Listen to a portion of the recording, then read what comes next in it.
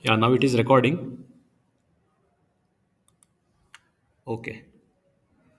Yeah, shall we go with the syllabus now? Exact syllabus of our scheme. All of you can see this screen. Yes, sir. Yes, sir. Yeah. Now again, all of you recall the second chapter what we have discussed. In the second chapter, we have discussed the how energy exchange takes place in the given turbines. So majority of the case, first we are going to divide the turbines or sorry, for example, turbo machine as a impulse turbo machine or a impulse turbine and a reaction turbine. So these are the two first divide or classification of the turbines. And one more classification is we have discussed about the power absorbing machines, then power generating machines. Okay. So as a title, you can see steam turbine is the title. So this is the power generating machine. So keeping this power generating machine, we are going to write the equations, we are going to derive the equations, and we are going to use it for solving the problems as a power generating machine. So first classification, if you see simple classification is impulse and a reaction turbine. So before going to this classification, I will take two slides. How this impulse and reaction turbine looks when you take a cross section. That we need to first understand. So already you know some concepts, but still as a steam turbine, I will take these two examples. Here you can see impulse turbine. So in this impulse turbine, so this is also called as D-level turbine because a scientist who uh, defined or explored this turbine is nothing but his name is D-level turbine.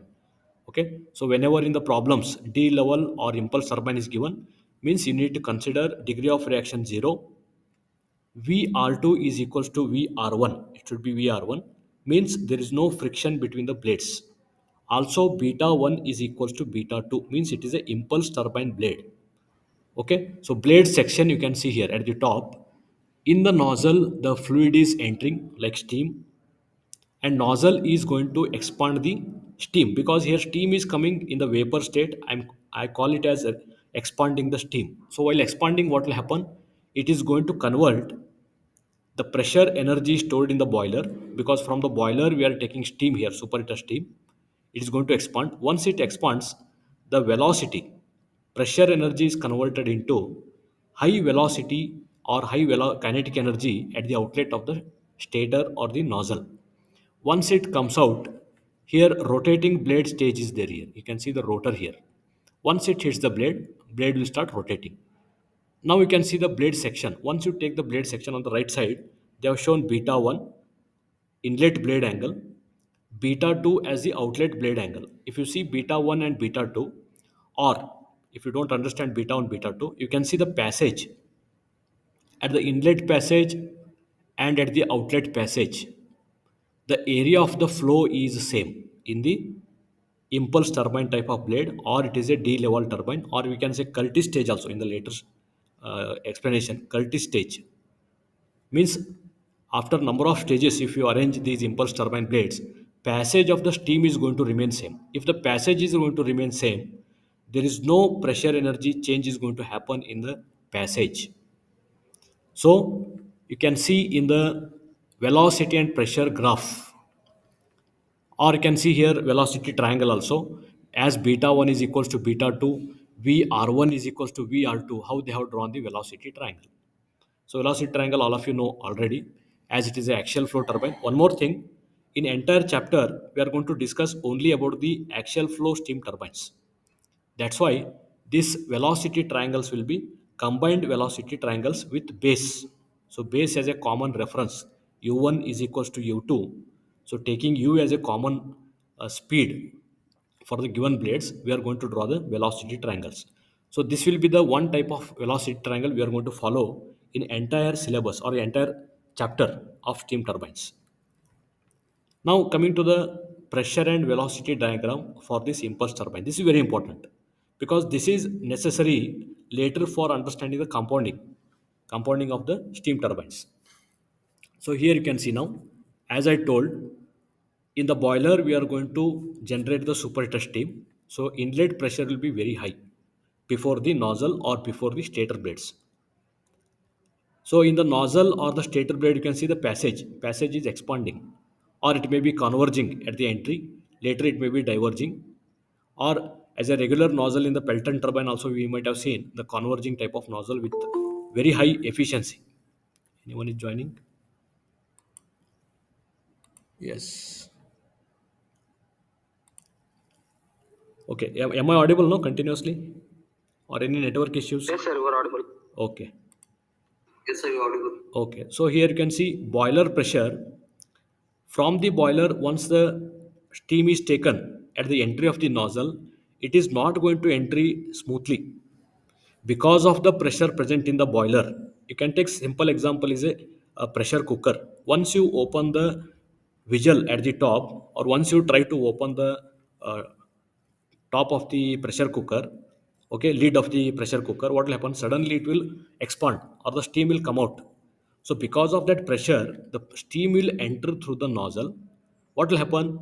Pressure is going to reduce, or I can say enthalpy present in the steam, energy present in the steam is going to reduce. Correct? Because it is converting nozzle or the diverging type of nozzles, or you can say the stator blades which are fixed there. These passages are helping out to remove the steam from the boiler. What will happen? Pressure is going to reduce.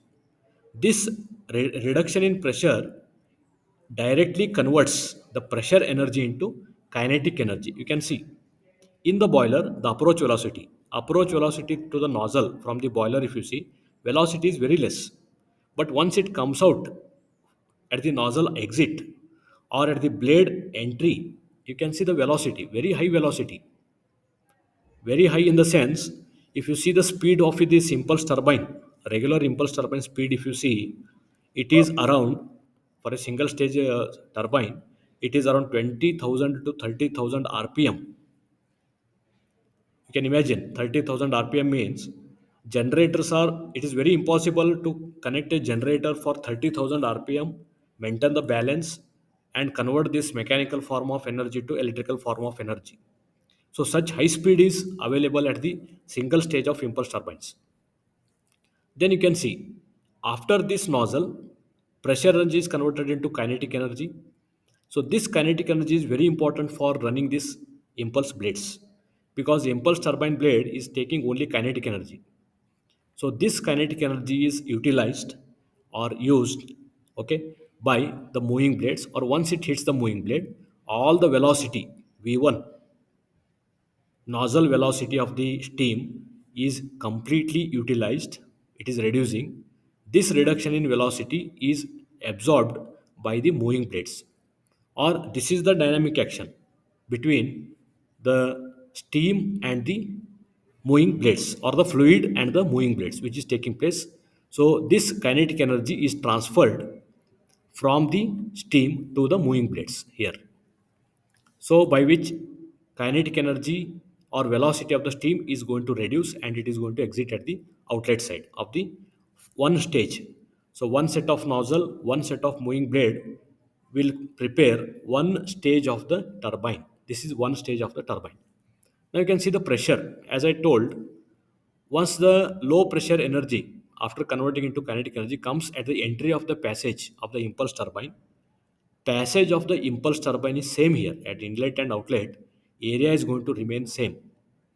So due to this volume or the area going to remain same, cross section area of the blade is also same, because beta 1 and beta 2 is also same. What will happen? There is no change in the pressure. Pressure is going to remain constant. All of you understood? This is how the velocity and pressure diagram is drawn for a simple impulse turbine or for a D level turbine. Any doubts here? No, sir. Okay. Next, you can see a reaction turbine. So, whenever I call reaction turbine, there are two energies involved. The blade is rotating because one energy is kinetic energy, because of the kinetic energy of the steam it is rotating. One more energy is whatever the reaction forces are generated by passage or by change in the pressure of the steam in moving blade passages, because of such reaction forces, the moving blade is getting the energy. So this reaction type of turbines are having both impulse or reaction force, or I can say kinetic energy as well as reaction energy. So due to this combination of both energy, it is going to rotate. If you take an example like Parsons turbine, here at the bottom they have written Parsons turbine is nothing but 50% degree of reaction turbine. 50% degree of reaction means it is having 50% impulse force or 50% kinetic energy.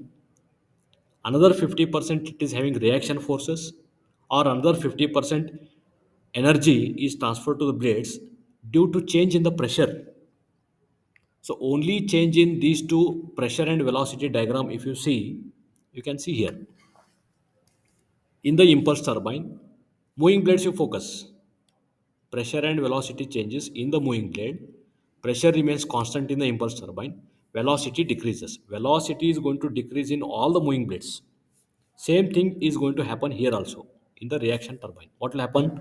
Velocity is going to decrease because it is transferring energy to the moving blades. So velocity is decreasing. What about the pressure?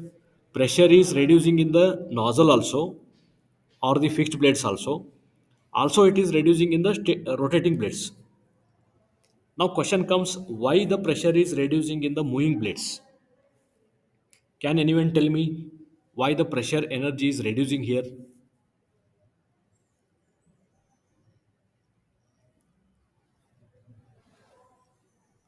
Why in the reaction turbine the pressure energy in the moving blades it is reducing?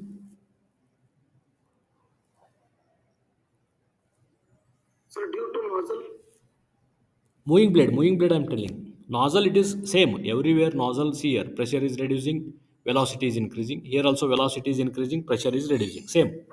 Nozzle effect is same in both cases. How about the moving blades? Moving blades is very important. Yes. leveraging, sir. Yeah. First, it's a Your audio is in between, not clear. One second, can you tell me?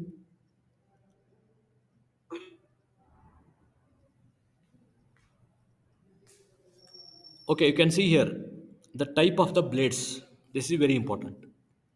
Here, the blade section is symmetric, beta 1 equal to beta 2. But here you can see beta 1. See the leading edge profile and the trailing edge profile. Both are different. Also, you can see the inlet area or the flow passage is changing with the area. It is like a diverging cross section. Area at the entry will be less, area at the outlet will be more in the moving blades. You can see here moving blades. Got the point? Or it may be converging also. Depending upon that, variation of pressure can be controlled. This is possible only in the reaction type of blades. See here, beta 1, where they have taken here, beta 1. Beta 2, both are not same. So beta 2 is drawn here. So VR1 is also not equal to VR2. Only in the 50% degree of reaction turbine, we always take alpha 1 is equals to beta 2. See here, alpha 1 is equals to beta 2. Alpha 2 is equals to beta 2, beta 1. So this you have to keep in mind. If it is 50% reaction, there are many reaction type of turbines. It may be 10%, 20%, 80% like this. It is varying from 0 to 100% reaction blades. If it is zero point 0.5, the velocity triangle will be like this. This you have seen in the second chapter. Okay, so using these two concepts, now we can write the classification or difference between the impulse and reaction turbine. So in this slide, you can see, depending upon the expansion, as I told, here in the impulse turbine, the steam is expanded only in the nozzle. In the reaction turbine, both in the nozzle as well as moving blades, I am going to expand. Okay, I am going to expand the steam. Getting my point? It may be fixed blades here, but I can expand the steam also in the moving blades, because moving blades, why they are not telling expansion of steam is taking place?